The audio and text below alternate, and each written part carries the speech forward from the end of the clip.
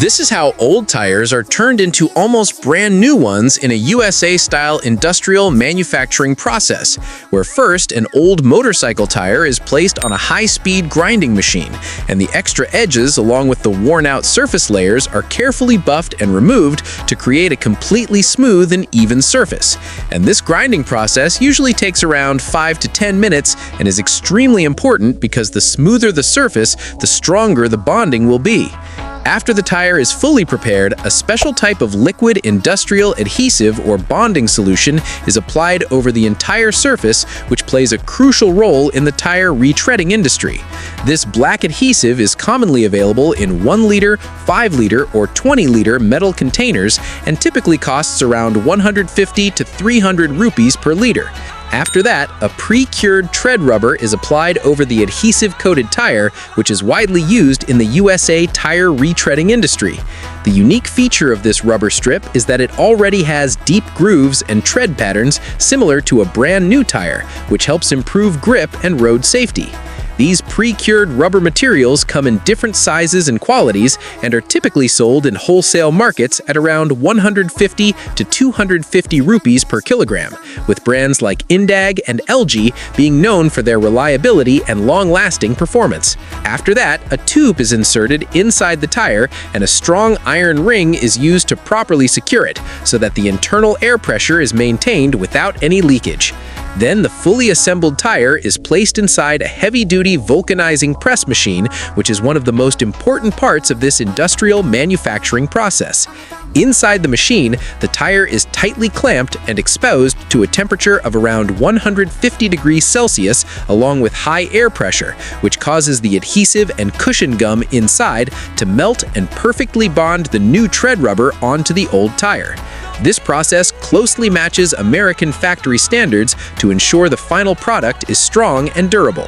After a certain period, when the tire is removed from the machine, you can clearly see a completely new tread pattern formed on the surface, which helps prevent slipping and significantly improves road grip. And this is how, using a modern USA-style industrial process, an old tire is given a completely new life and made ready for use once again. To order your tires right now, click the link above. Also, if you love your parents, make sure to like, follow, and subscribe to the channel.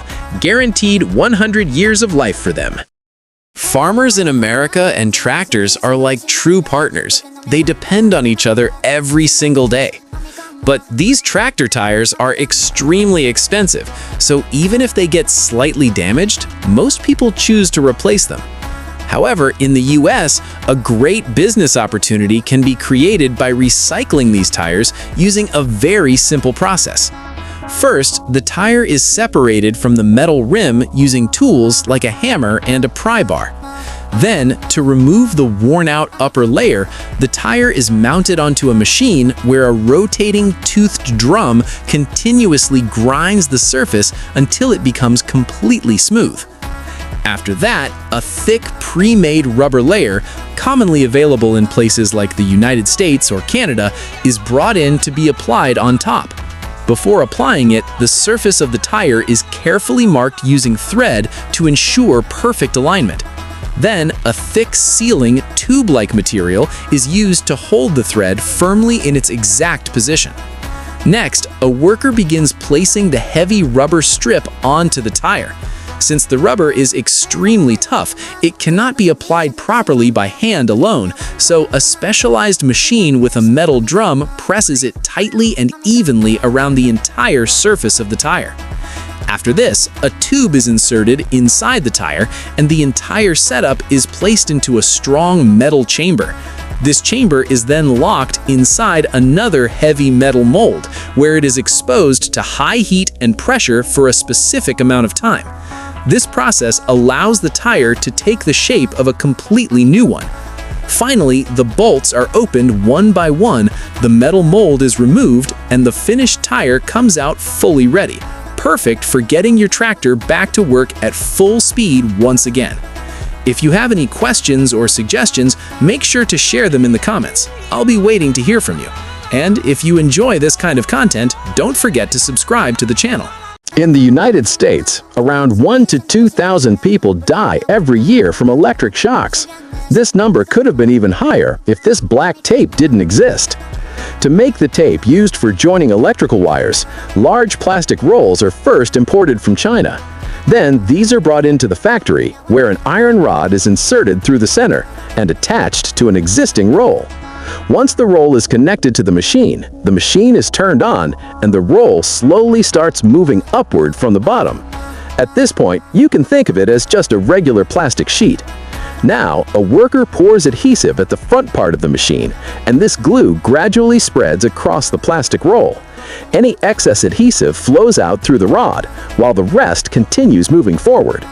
Inside the machine, there's also a type of heater that dries the adhesive as it moves along. After that, the adhesive-coated plastic sheet coming out of the machine is set onto another machine where a worker winds it around a long paper core. Within a short time, the proper amount of adhesive-coated plastic gets wrapped into a roll. Then, these rolls are cut and gathered in one place. After that, they are fed into a slicing machine, where they are cut into different sizes according to various tape dimensions. Finally, all the tapes are taken out and placed into a basket. Then, using laminated paper, brand logos are applied, and the tapes are packed. Now, they are ready to go to the market and to protect you from electric shock. Guys, if you love your mom and dad, then don't forget to like, follow, and subscribe. In America, this business hasn't really been started yet. But if someone learns it from India, it has huge potential to grow successfully in the US. The surprising part is that most people are still unaware of it. The journey of making a copper bottle starts with these circular copper sheets, which are used to begin shaping the metal. First of all, to create any copper utensil, a basic pot is formed. For this, both sides of the sheet are coated with oil and then placed into a hydraulic press machine. With the pressure of this machine, the initial pot shape is created. As you can see, these pots are coming out one after another from the machine. After this step, they need to be heated because shaping them further without heating is not possible. Here, you can see the preparation process. First, a layer of cow dung is applied, then the prepared pots are arranged on top so they can be properly heated. After that, another layer of cow dung is added over them. Now all the pots have been carefully stacked and an additional covering of cow dung has been placed on top. It's time to ignite the setup. To start the fire, a generous amount of kerosene is poured over it. Once that's done, the fire is lit and the pots are left to heat continuously for 24 hours. This heating process strengthens the copper and makes it easier to mold into the desired form. As you can see, after a full day has passed, the process is complete. Now the structure is opened and each pot is removed one by one and allowed to cool down. Once cooled, the next stage of shaping begins. Before turning them into bottles, they're first shaped into long jug-like forms.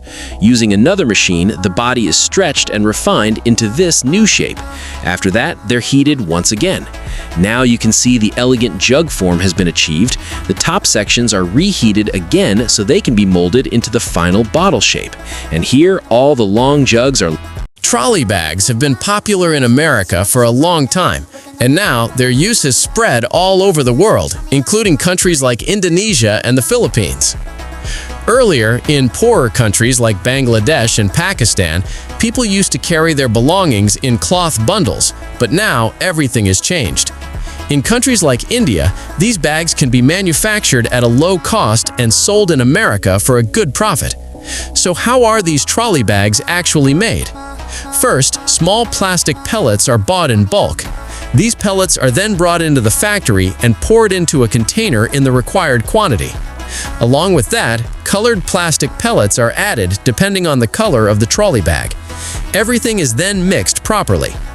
After that, the mixed plastic is fed into a machine. This machine melts the plastic and injects it into a pre-selected mold under pressure. Within a short time, it takes the shape of the trolley shell. Next, any extra plastic parts are manually trimmed off by hand.